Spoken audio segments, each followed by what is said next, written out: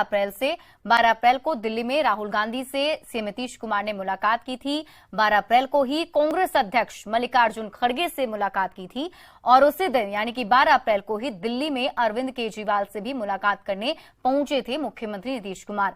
इसके बाद 13 अप्रैल को सीपीआई महासचिव सीताराम येचुरी से मुलाकात की थी और 13 अप्रैल को ही सीपीआई नेता डी राजा से भी उनकी मुलाकात हुई थी और इसके साथ ही 24 अप्रैल को कोलकाता गए थे मुख्यमंत्री, जहां उन्होंने ममता बनर्जी से मुलाकात की और 24 अप्रैल को लखनऊ में अखिलेश यादव से भी मुलाकात की थी।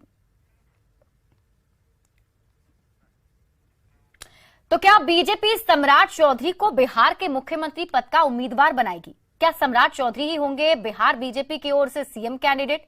ये सवाल इसलिए क्योंकि बेगूसराय में जिस अंदाज में केंद्रीय मंत्री और स्थानीय सांसद गिरिराज सिंह ने सम्राट चौधरी को भावी मुख्यमंत्री के तौर पर उनके सामने समर्थन में नारे लगवाए, उससे संकेत को समझा जा सकता है।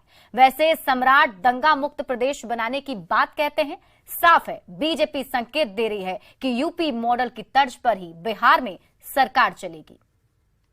ये न्याय कौन देगा जब आएगा इस राज्य में योगी जैसा मुख्यमंत्री, वही न्याय देगा। बेगूसराय में आयोजित कार्यक्रम में केंद्रीय मंत्री गिरिराज सिंह ने जिस मंच से ये बातें कही, उसी मंच पर सम्राट चौधरी भी मौजूद थे। लेकिन गिरिराज का जो अंदाज था वो सम्राट को भावी मुख्यमंत्री बनाने के जैसा ही था। सुनिए क्या कहा गिरिराज। सम्राट चौधरी जिस दिन से अध्यक्ष बने हैं नारे लग रहे हैं, सम्राट चौधरी बिहार का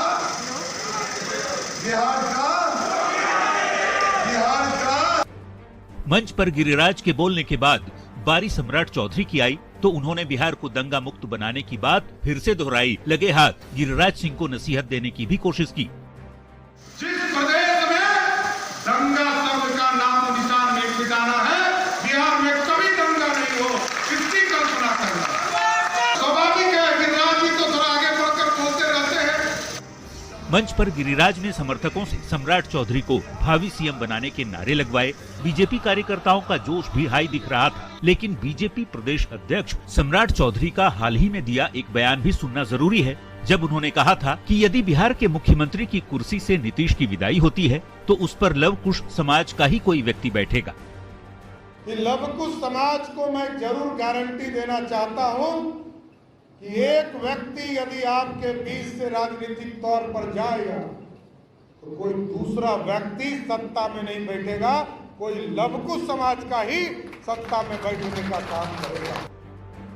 सम्राट लवकुश समाज से खुद ही आते हैं तो क्या सम्राट चौधरी ये संकेत पहले ही दे दिए थे कि कौन मुख्यमंत्री पद का उम्मीदवार